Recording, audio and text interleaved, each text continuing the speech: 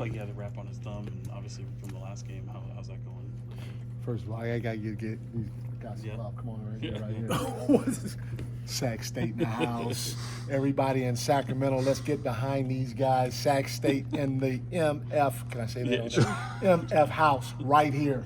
Yes. Stingers up, baby. Yeah. Let's go. Yes, you can say Okay. that. All right. Sorry. I know you're I'm a fan excited of David about that. Patrick. Yes. You like what he's yes. doing over there? Yes, I do. And then it's Coach Thompson, the football coach. Yeah, football, Yes. yep. Yes, I do. And I'm also getting to know the men's golf coach a little bit too.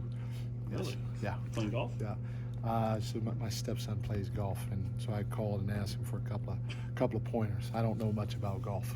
You So, could get a club in your hand. yeah, you're right. So my bad. Go I ahead. got you. All right. Did Keegan the rap look like it's familiar from at least the rap on there from last year? Obviously not as serious, or is it? Yeah, no, he got hit in practice the other day, and that's part of the reason why we held him out. And so we just decided to wrap it, and he may wear the wrap for I don't know how long. I think Domus wore it all year. Yeah. I don't even know I know Keegan wore it a little bit last year. I don't know if he wore it. I don't know how long he wore it, but yeah, it's just precautionary. Gotcha. Yeah. How do you look at just coming out of the second preseason game where you guys are right now, and what you like, what you don't like? There are a lot of positives, and I'm making it hard for the guys right now because I truly believe that, in order to have some long-term success, everybody from myself to the rest of the staff, and specifically the players, they have to be put in uncomfortable positions and try to figure it out. When you're put in uncomfortable positions and you're able to figure it out as a group or come together and figure it out as a group, at the end of the day, it will help you, in my opinion, make deep runs in the playoffs. And so really offensively, we're playing out of our flow.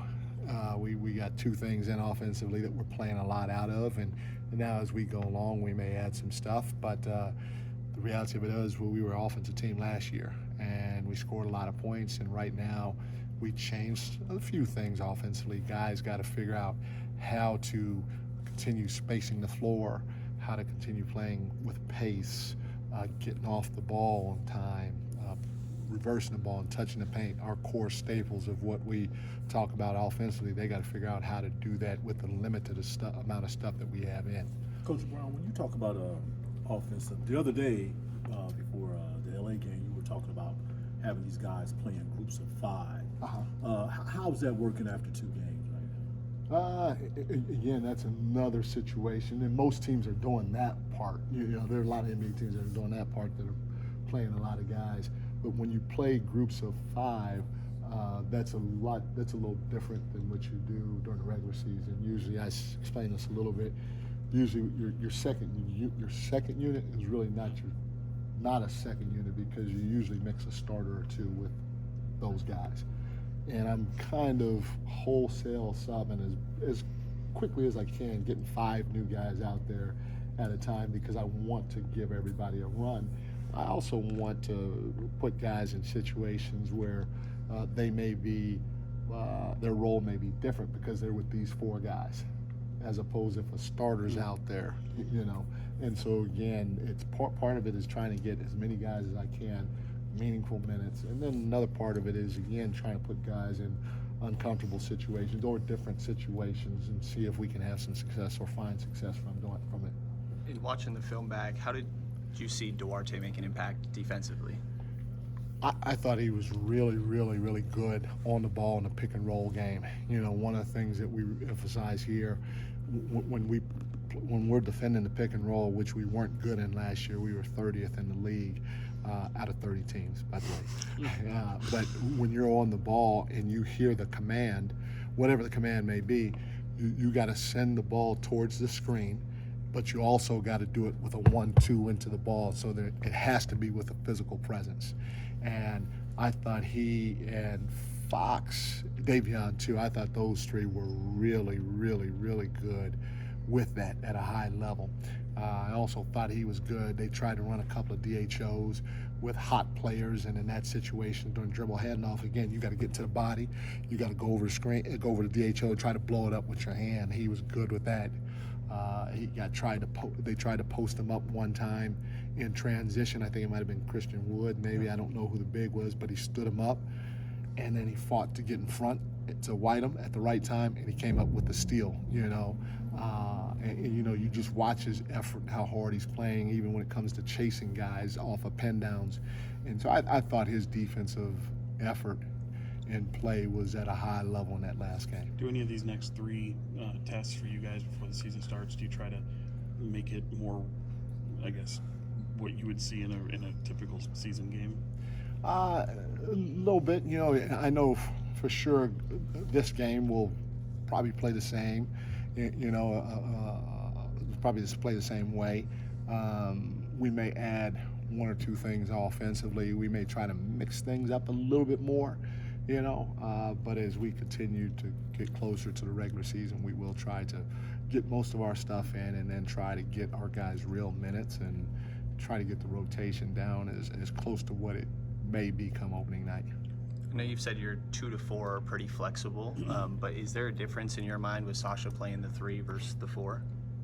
No. The only difference is the way we play. The only difference is for any of our guys when it comes to the 2 guard, the small forward, and the power forward is who we feel that person can match up with on the opposing team, because if we have, for instance, I don't know, Keon at the 2 guard, well, we may feel that Keon matches better with the point guard, or if we're really, really small, maybe Keon matches better with the power forward, or like if Slauson or if Keegan was our 2 guard, and Sasha's is our 3. Well, Keegan may match better with the small forward and a guy like Durant, and Sasha may match better with the 2 guard if he's not, So that's all it is basically with our 2, 3, and 4. They all play the same offensively, but defensively it's a matchup thing. Now, I will say we have some actions where we would prefer for certain guys to be more involved in these certain actions than others, and that's part of why we're just running our equal opportunity and stuff right now. We're seeing A, who can handle certain things or certain positions within it, and then B, I got to understand, okay, hey, if I'm running an action with this guy and it's not this guy's strength to pop back and possibly play pick and roll, but when I run the action, I cut and I put pressure on the rim. Then what I gotta do is, if I put pressure on the rim and that guy pops back on that particular play, then I need to go to him and I need to say, okay, hey, next time I come set this split action, you curl me, you go to the rim, I'm gonna pop back. So now I can play the 2-man game with the big. Does that make sense? So little things like that we're trying to get these guys to read so it becomes second-hand nature and it happens right away. With Sasha, obviously, it's going to be a bit of adjustment as we talked about. I'm just curious maybe what you saw from game 1 to 2 with him defensively. It's pretty good. He's got to know the league. Like there were a couple of times. And, there are a lot of little things that we're looking at that not the public doesn't really see. But, we have guys that are labeled hot and not hot. And the guys that are hot, that means we got to get them off the line. We can't allow them to shoot a catch and shoot 3. They got to at least dribble, sidestep 3. And if they do, we contest, but we stay in the play and we try to rear view contest as best we can. So they got to either do that or they got to drive the basketball, and then we got to trail behind and have our defense come across and trap the box. And there were a couple of times in our second game that he ran the non-hot guys off the line. He's busting us behind and trying to get him off the line. And so now that if a guy is non-hot, now he's driving, we got to bring help, and now there's probably a hot guy that he's kicking to, So it's a chain reaction that happens. And that area, as he continues to get a feel for the league and how fast and athletic everybody is, he'll get better because he's a very, very intelligent guy. And then he's just got to keep continuing to work on his physicality throughout the course of the game. Is that one of the more longer? Sasha said he was a little surprised that he started. Obviously, he was ready. For sure. What went into that decision to insert him into the starting lineup? Oh, a lot of things. First of all, it's a preseason game, and so in the preseason you take a look at a lot of different things. And so for me, I want to take a look at him with our starting group. I want to see how he handled it starting. I want to see how he played with Thomas Domas is different than JaVale. And Domas is a playmaking big. JaVale can play make some, but he's a vertical big for us, and so it's a little different game. And then at the end of the day, I know he's 28, just a rookie, but I just want to see how he would handle it. Not necessarily his play, but handle it nerve-wise and all that other stuff. Because I didn't tell him. I don't think I told him until we got to the arena. Did the miss in the run obviously is a staple of camp and practice in general. Missing the run? Free throws. Oh, yeah. Today one of the more longer sessions, and when it gets that long, I'm just curious how you internalize that. Does that kind of annoy you?